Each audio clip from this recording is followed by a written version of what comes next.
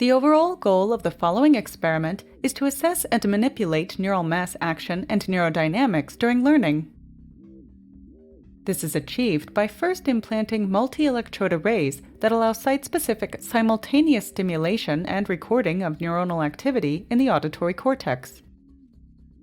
As a second step, implanted animals are trained in a 2-compartment shuttle-box in a go-no-go paradigm while recording the ongoing neuronal activity in the auditory cortex and using intracortical microstimulation for conditioning.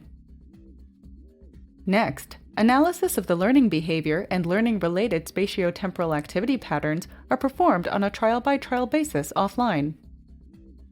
The results show how site-specific cortical microstimulation can be used to evoke spatiotemporal activity patterns that allow characterizing internal subjective cognitive states.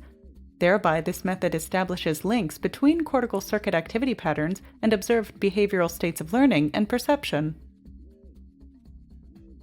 The here described techniques demonstrate that it is not only possible to relate individual cortical activity patterns to defined behavioral and cognitive states, but that it is also possible to evoke by electrical stimulation defined perceptions that can be associated with different behaviors.